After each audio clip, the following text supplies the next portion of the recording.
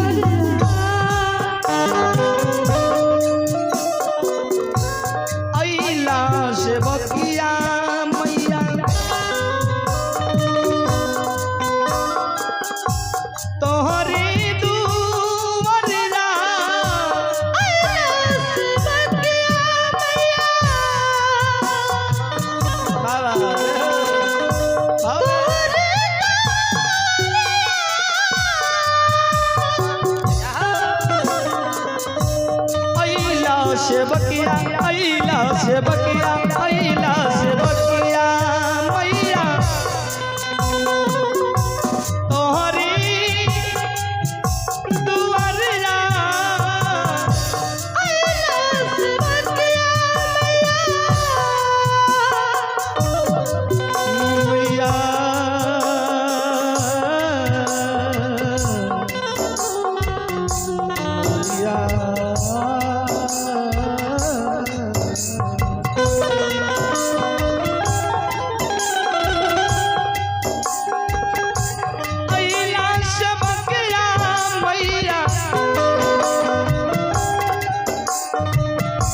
आइला से बकिया मैया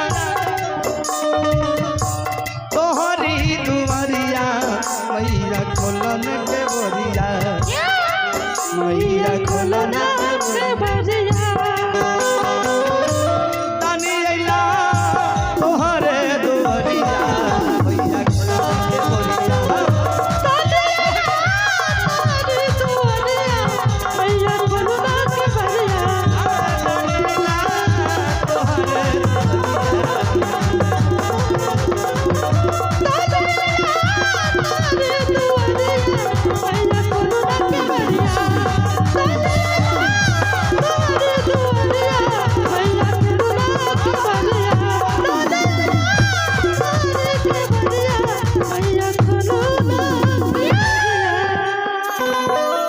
बोले प्रेम से दान देने वाले भक्त की जय।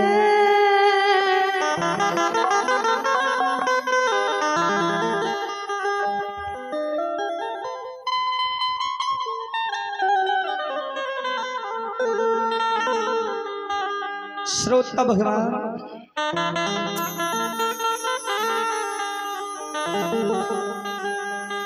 आयो भगवान के चरण में यो एक प्यारा से भजन रखे के प्रयास करी छौ।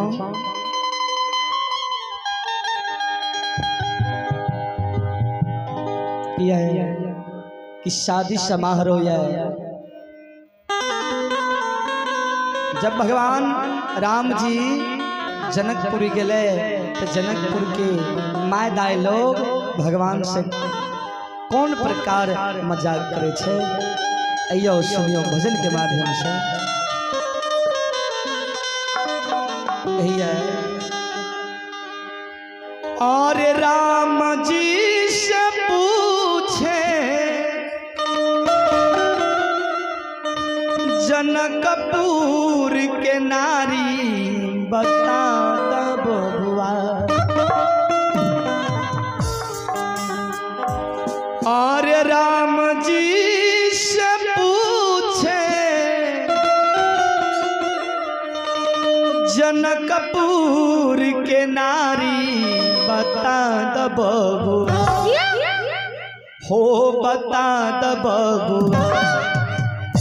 लोग देत काहे गारी बता दब बबुआ।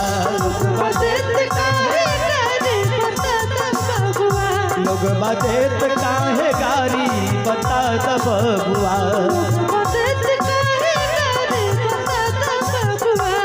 ओ राम जी से पूछे राम जी से पूछे जनकपुर के नारी बता दब बबुआ। ओ बता दब बबुआ। लोग देत काहे गारी बता दब बबुआ।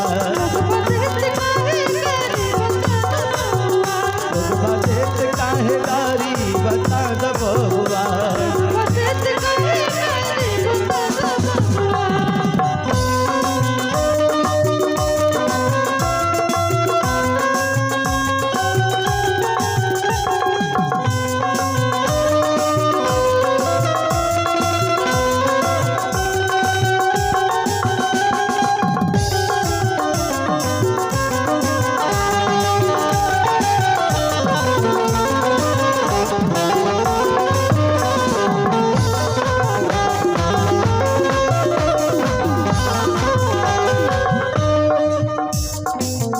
और कहे छथिन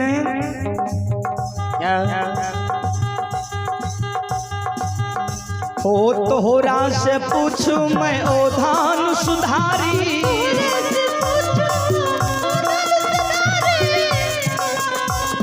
तोहरा से पूछू मैं ओधान सुधारी।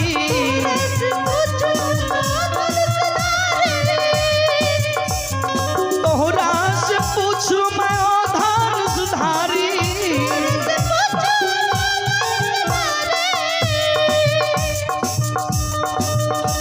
अरे एक भाई गोर का है एक भाई गोर का है एक भाई काली बता दब बबुआ। ओ बता दब बबुआ। लोग देत काहे गारी बता दब बबुआ। लोग देत काहे गारी बता दब बबुआ।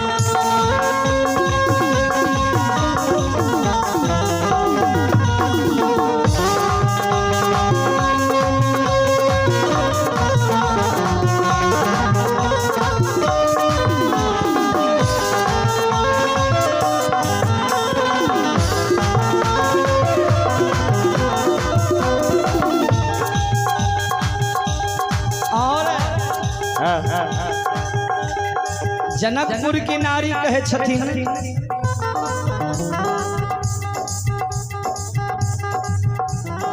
ई बूढ़ा बाबा के पकल पकल दाढ़ी। बूढ़ा बाबा के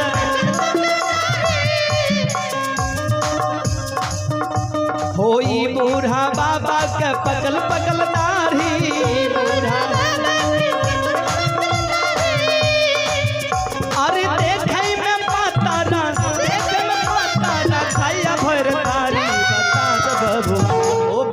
द बबू लोग बाते काहे गारी बता द बबुआ लोग बाते काहे गारी बता द बबुआ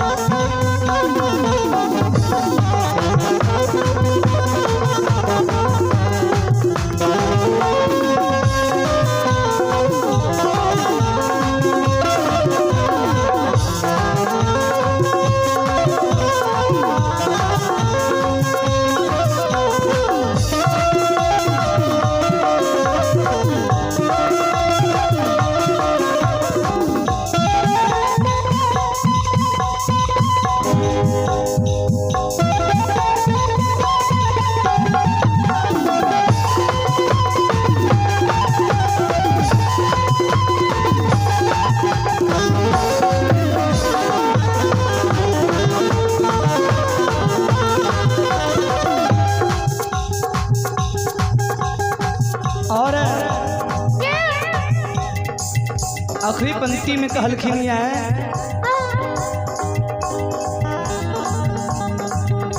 ओ राजा दशरथ जी कैलन होशियारी ओ राजा दशरथ जी कैलन होशियारी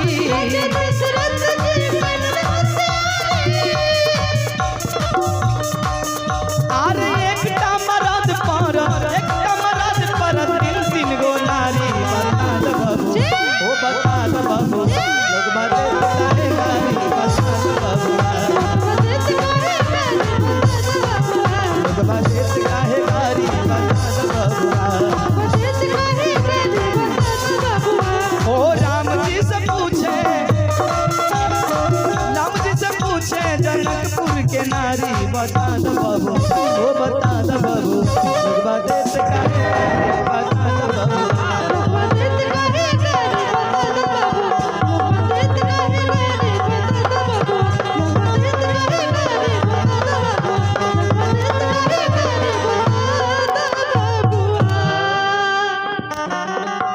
बोले प्रेम श्री राजा राम चंद्र